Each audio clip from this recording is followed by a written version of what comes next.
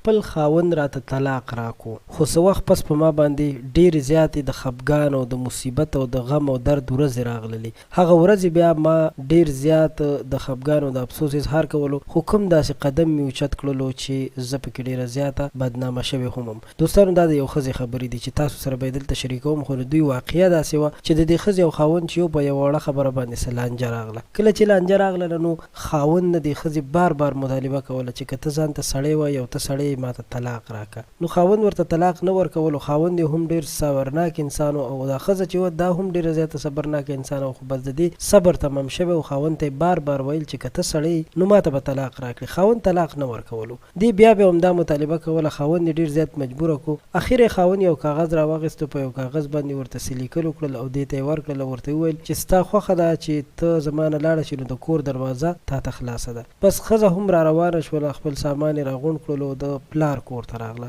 د پلار کور ته چې راغله یو میاشت پورې ښه خوشحاله وه، خو د هغې نه پس بیا یې ورو ورو زړه یې راتنګ شو. چې زړه یې راتنګېدلو نو فکر یې کولو چې اوس به زه څه کوم، ما ته خو خاوند طلاق هم راکړی دی. دې په دغه دوران کې خپل خاوند ته رینګ وکړو چې په ما باندې خو خپل خپلوان هم خبر شوي دي چې زه په طلاق باندې راوتلی یم، خو زه ډېره زیاته خفه یم، زه څه وکړم؟ ته خو زما سر تاج وې، ته خو زما ژوند وې، زندګي وې، زه نه پوهېږم چې ما دا څه کړي دي. او بیا یې بار بار داسې مطالبه کوله چې که په دې کې څه کېږي، یعنې موږ بېرته د یو ځای کېدو څه چانس لرو نو ودې شي. نو خاوند چې یو ډېر صبرناک انسان و، هغه نه غوښتل چې خپله ښځه دغسې ذلیله وویني. نو خپلې ښځې ته یې وویل چې زه ته لاړه شم، ما چې درته په کاغذ باندې څه لیکلي اول هغه وګوره. دا چې راغلله زر یې په منډه منډه باندې کاغذ وکتلو. په کاغذ کې لیکلي وو چې زما ګرانې ښځې، زما او ستا دا لانجه چې دا د دې حل طلاق نه دی، بلکې په سړه سینه باندې سوچ کول غواړي. خو بیا هم که ته ما سره تنګه یې نو ته یو څه وخت د پلار کور کې اوسېدلی شي، خو زه تا ته طلاق نشم درکولی. کله چې ښځې دا خبره واورېدله او دا